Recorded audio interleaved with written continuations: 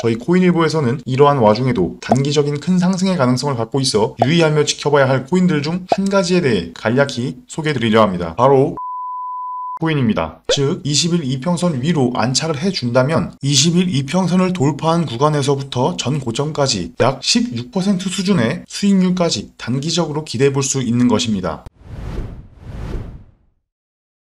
안녕하십니까. 코인일보의 도지킴 인사드립니다. 6월 2일 목요일 오늘의 암호화폐 브리핑 시작하겠습니다. 먼저 비트코인의 가격은 업비트 기준 원화로 약 3,770만원, 달러로는 29,600달러 부근에 머물러 있습니다. 시가총액 2위의 이더리움은 230만원 부근에 머물러 있습니다. 업비트를 기준으로 비트코인은 24시간 전보다 5.25% 하락하였고 이더리움 또한 전일 대비 5.21% 하락한 가격대를 보여주고 있습니다. 전일 급등에 따른 차익 실현 매물이 나오면서 일제히 급락세를 보이고 있는 것으로 풀이해볼 수 있겠습니다. 또 다른 원인으로는 많은 양의 비트코인이 거래소로 입금된 점을 꼽을 수 있겠습니다. 특히 제미니 거래소로 비트코인이 입금될 때 비트코인의 가격이 가장 큰 하락폭을 보여주었습니다. 비트코인과 이더리움, 에이다, 리플 등 속칭 대장급 코인들이 일제히 큰 하락을 보여주고 있는 가운데 저희 코인일보에서는 이러한 와중에도 단기적인 큰 상승의 가능성을 갖고 있어 유의하며 지켜봐야 할 코인들 중 한 가지에 대해 간략히 소개해드리려 합니다. 바로 이더리움 클래식 코인입니다. 차트와 함께 보시겠습니다. 이더리움 클래식은 올해 3월 올해의 고점을 찍은 뒤 쭉 하락세를 이어왔습니다. 특히나 저번 달인 5월 12일 비트코인의 큰 하락과 동시에 기존에 이어지던 하락 추세선까지 완전히 무시해버리는 더 큰 하락을 보여준 후 다시 하락 추세선에 따라붙으며 지속적으로 또 규칙적으로 하락하는 모습을 보여주었습니다. 그러다가 5월 20일경 하락 추세를 돌파하며 추후에도 지속적으로 상승세를 이어가며 20일 이평선, 여기 보이는 주황색 라인의 저항까지 뚫어버리는 모습도 보여주었습니다. 그러다가 곧 다시 20일 이평선 밑으로 내려왔다가 다시 돌파했다가 지금은 또 완전히 20일 이평선 밑으로 내려온 모습을 보여주고 있습니다. 거기에 더하여 당장은 거래량까지도 그다지 좋은 모습이라고 보기는 힘든 상황이지만 그래서 더더욱 지금이 주목을 해야 할 때인 것입니다. 추후에도 이 클의 움직임을 면밀히 관찰하며 만약 더욱 하방으로 빠진다면 당장은 쳐다보지 않는 것이 맞습니다. 그러나 현재 위치는 약 5월 20일경 이 하락 추세선을 돌파해준 이후로 작은 박스권을 만들어 위아래 상방과 하방을 계속해서 터치해주는 규칙적인 모습을 보여주고 있는 것입니다. 그렇게 볼 때에 현재는 박스권 내에서의 하단부로 볼 수 있는 것이고 그렇기에 만약 추후 소폭 상승을 다시 하며 20일 이평선 위로에 안착하는 모습을 보여준다면 그때 매수를 하더라도 박스권 내에서의 전 고점인 약 33,000원 수준의 가격까지도 기대해볼 수 있는 수익률이 상당히 좋은 구간이라고 볼 수 있는 것입니다. 현재의 가격은 27,600원, 700원 선이지만 만약 20일 이평선 위인 약 28,500원 수준까지 올라준다면 즉 20일 이평선 위로 안착을 해준다면 20일 이평선을 돌파한 구간에서부터 전 고점까지 약 16% 수준의 수익률까지 단기적으로 기대해볼 수 있는 것입니다. 그러나 아시다시피 시장은 그리 쉽게 돈을 내주지 않습니다. 수많은 변수와 또 악재 속에서 상황은 하루아침에도 몇 번씩이나 뒤바뀌기도 합니다. 그렇기에 개인이 명확한 목표 매수가와 매도가 및 그 외의 상황에 대한 대응책도 없이 섣불리 시장에 뛰어들었다간 낭패를 보기 쉽상인 것입니다. 이런 상황 속에서 시장을 멀리 내다보며 안전한 투자와 지속적으로 수익을 만들어내고 있는 저희 코인일보를 통해 투자에 도움을 받고 싶으신 분들께선 영상 하단 더보기에 링크로 연락을 주시면 친절하고 확실한 안내 해드리도록 하겠습니다. 암호화폐 브리핑 시작하겠습니다. 첫 번째 뉴스로 루나 후폭풍에 대한 소식입니다. 한국 디지털 자산 사업자 연합회는 루나 폭락 사태를 계기로 투자자 보호 및 건전한 가상자산 생태계 조성을 위해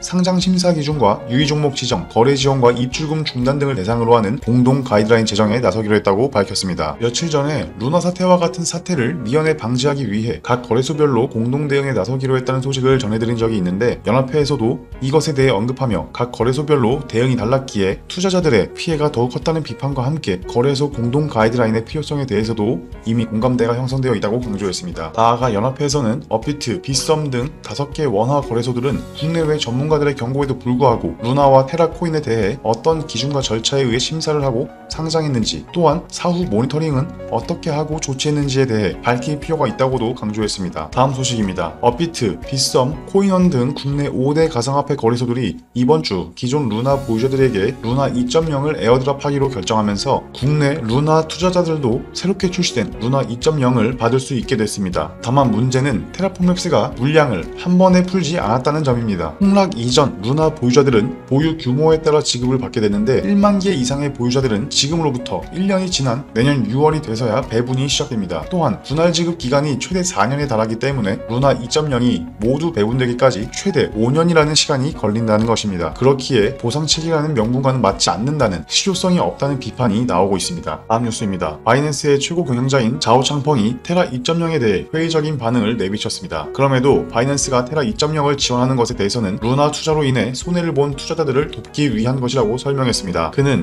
테라 사태는 공격적인 인센티브를 기반으로 지속 불가능한 비즈니스 모델에 의존하는 프로젝트에 대한 경고 역할을 해야 한다고 테라 사태의 교훈을 강조하기도 했습니다. 다음 뉴스입니다. 국내 1위 가상화폐 거래소 어피트를 운영하는 두나무가 1분기 영업이익률 67%를 올린 것으로 나타났습니다. 두나무 분기 보고서에 따르면 2022년 1분기 연결 기준 영업이익은 전년 동기 대비 약 46% 감소했습니다. 두나무 관계자는 이와 관련해 거시경제 침체로 투자자 심리가 위축됐고 가상자산 투자에도 반영됐다며 거래량이 작년에 비해 감소했고 이에 따라 수수료가 줄어 영업이익과 매출이 줄어든 것으로 보인다고 설명했습니다. 또한 두나무는 루나의 투자에 1,300억 원 상당의 차익을 거뒀다는 의혹에 대해서도 사실이 아니라고 밝히며 거래 내역을 공개했습니다. 두나무는 현재 루나와 막 교환한 비트코인을 계속 보유하고 있다고 밝혔습니다. 두나무는 4년 전인 2018년에 20억 원어치의 루나를 구매한 후 작년 2월 루나 전량을 비트코인으로 교환하여 지금까지 팔지 않고 보유하고 있다고 밝혔습니다. 두나무는 현재로부터 약 1년 3개월 전에 이미 보유하고 있던 루나를 모두 비트코인을 바꿨다며 이익을 극대화할 의도였다면 비트코인과 바꾸지 않았을 것이라고도 주장했습니다. 다음 뉴스입니다. 테라 루나 관련 문제가 끊이지 않고 들어오고 있습니다. 테라의 탈중앙화 금융 플랫폼 미러 프로토콜에서 200만 달러대의 자금 유출 사고가 발생했습니다. 5월 31일 코인데스크는 루나 클래식의 오라클 버그로 인해 미러 프로토콜에서 200만 달러가 유출됐다고 보도했습니다. 오라클은 블록체인과 외부 간 데이터 교환을 말합니다. 테라 리서치 포럼에 논평을 제공해온 커뮤니티 구성원 팬맨은 루나 클래식 가격 결정 오라클 버그로 인해 200만 달러 이상의 자금이 유출됐다며 이 버그로 미러 프로토콜의 유동성이 고갈될 수 있다고 경고했습니다. 팬맨은 시스템 붕괴를 막기 위해 루나 클래식 가격 오라클을 수정해야 한다고 조언했습니다. 나아가 팬맨은 이전에도 미러 프로토콜에서 자금이 유출된 적이 있다고 지적했습니다. 일각에서는 이런 버그를 악용할 수 있는 유일한 사람은 권도영 테라폼렉스 최고 경영자뿐이라는 주장까지 나오고 있습니다. 지금까지 코인일보의 도지킴이었습니다.